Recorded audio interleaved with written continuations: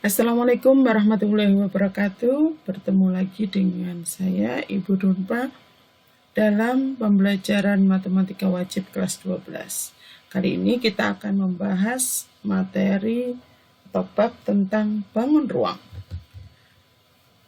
Dalam bangun ruang, sebelum kita masuk lebih dalam tentang bangun ruang, kita akan membahas terlebih dahulu tentang kedudukan titik, garis, dan bidang.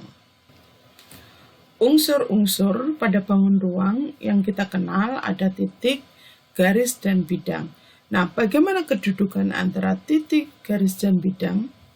Di sini sudah ada 6 tempat kedudukan, yaitu titik terhadap garis, titik terhadap bidang, kemudian 2 garis, kedudukan antara 2 garis, kemudian kedudukan garis terhadap bidang, dan kedudukan 2 bidang. Nah, kita mulai dari yang pertama, yaitu kedudukan titik, garis, dan bidang. Di samping kita sudah ada gambar, ada titik dan ada garis. Ada garis F dan ada titik A, B, C, D, E. Nah, dari titik dan garis ini ada 2 jenis kedudukan titik terhadap garis. Yang pertama adalah titik terletak pada garis. Kita bisa lihat yang mana betul, titik A dan B. Untuk titik C, D, dan E tidak menyentuh garis sama sekali, maka titik ini disebut sebagai titik yang terletak di luar garis. Yang kedua, kedudukan titik terhadap bidang. Saya sudah punya bidang datar di gambar di samping, dan kita punya beberapa titik A, B, C, D, E, F, G. Nah, perhatikan ada 2 jenis titik kedudukan titik terhadap bidang, yaitu titik yang terletak pada bidang dan titik yang terletak di luar bidang. Apa artinya titik terletak pada bidang? Jika titik tersebut ada pada bidang yang dimaksud, misalkan bidangnya adalah alfa, maka titik A terletak pada bidang alfa, titik C terletak pada bidang alfa, dan yang lainnya kita bisa lihat titik D ada di bawah bidang, titik E ada di atas bidang, titik F ada di atasnya lagi bidang, dan titik G ada di bawah bidang. Kedudukan 2 buah garis. Di sini kita sudah punya satu bidang, misalkan bidang alfa, kemudian ada beberapa garis yang kita beri warna yang berbeda, ada hitam, ada kuning, hijau, dan merah. Nah, dari keempat garis tersebut ada 3 kedudukannya, yaitu 2 garis yang berpotongan, 2 garis sejajar, dan 2 garis yang bersilangan. Yang dimaksud 2 garis berpotongan adalah jika kedua garis tersebut terletak pada bidang yang sama, atau bidang alfa dalam hal ini, dan mempunyai 1 titik potong. Nah, dari gambar yang ada di samping, yang mana yang merupakan 2 garis berpotongan?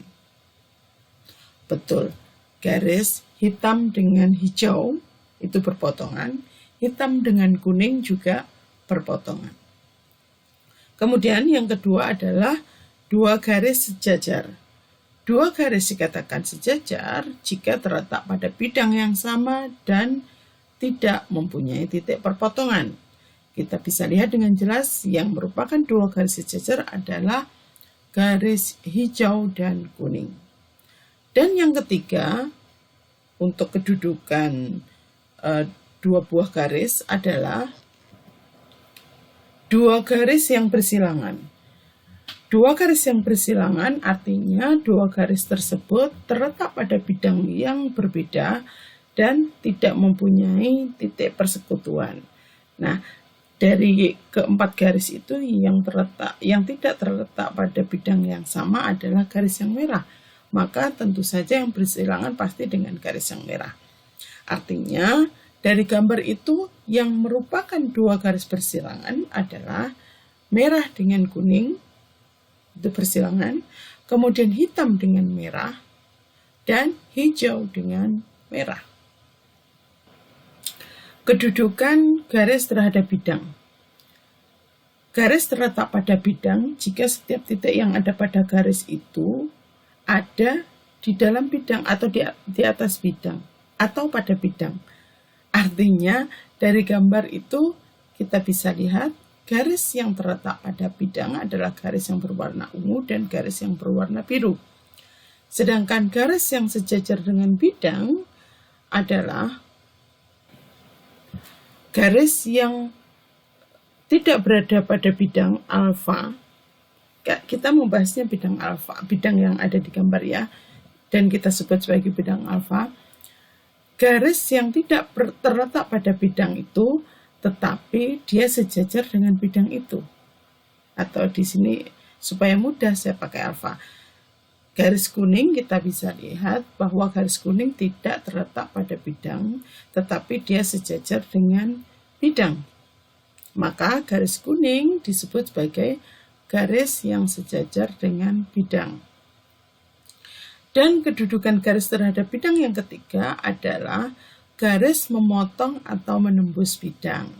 Garis memotong atau menembus bidang artinya garis tersebut tidak terletak pada bidang, tetapi garis tersebut menembus atau memotong bidang.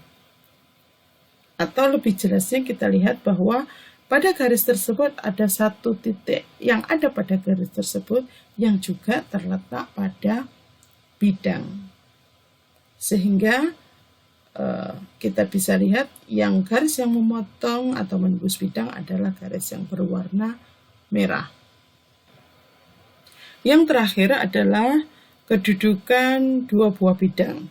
Nah, kita sudah bisa lihat ada 3 bidang yang ada di samping, yaitu kita bedakan dengan warna yang berbeda, yaitu berwarna merah, berwarna abu, dan berwarna toska.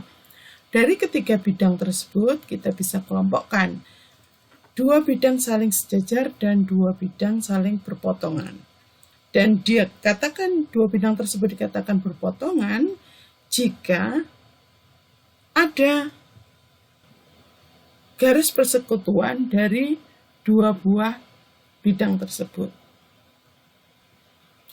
Sehingga 2 garis yang sejajar adalah garis yang berwarna abu dengan toska, dan garis yang berpotongan adalah garis merah dengan abu dan garis merah dengan toska.